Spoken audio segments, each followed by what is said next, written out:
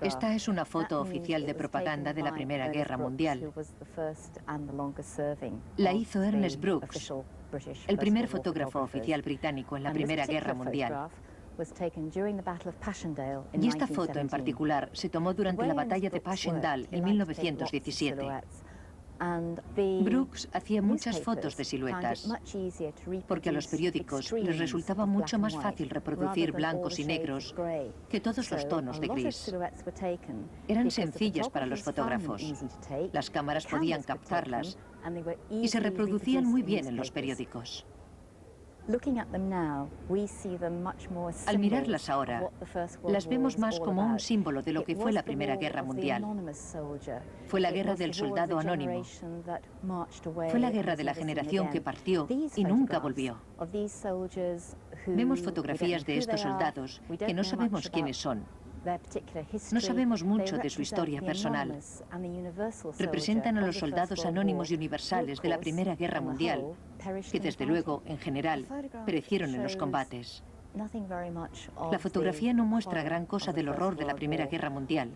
Es una típica foto de propaganda. Partieron con flores en los fusiles porque creían que la guerra duraría poco.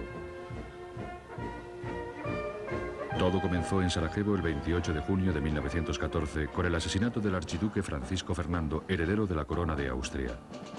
Las tensiones internacionales y el juego de alianzas transforman una crisis regional en un conflicto europeo. Por un lado, Alemania y Austria-Hungría. Por el otro, Francia, Reino Unido y Rusia. A partir de finales de 1914, el frente se inmoviliza en el oeste y el conflicto se convierte en una guerra de posiciones. Desde el Mar del Norte hasta la frontera suiza, las tropas se refugian en trincheras. Por primera vez, la fotografía sirve para preparar las ofensivas contra las posiciones enemigas, pero es en vano. Para romper el equilibrio de fuerzas, los países beligerantes atraen a su bando a países neutrales y el conflicto se hace mundial. Extremo Oriente, África, Estados Unidos. Millones de hombres son cegados por la Primera Guerra Mundial de la historia que termina de forma oficial el 11 de noviembre de 1918 con la firma del armisticio de Retón.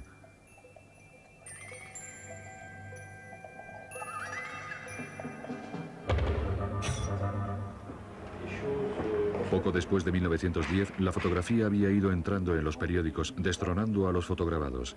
Cuando estalló la Primera Guerra Mundial, la fotografía era una baza que los militares decidieron controlar.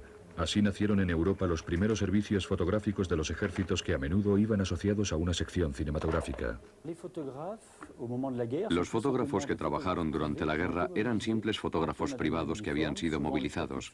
Se les había dado un uniforme y a menudo el rango de suboficial o de oficial para algunos. Creo que el Estado Mayor y el cuartel general eran muy prudentes sobre los lugares que había que fotografiar, sobre todo en las zonas de aprovisionamiento o en el frente. Cuando volvían las fotos, se seleccionaba cuáles enseñar y cuáles archivar.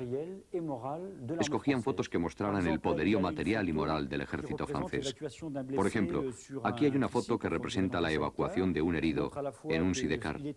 Esto muestra que se le evacúa de forma ordenada, que va al hospital y también da una idea de modernidad, porque la moto era por entonces un medio de evacuación moderno. Esta es de las cocinas de campaña humeando y los soldados alimentándose.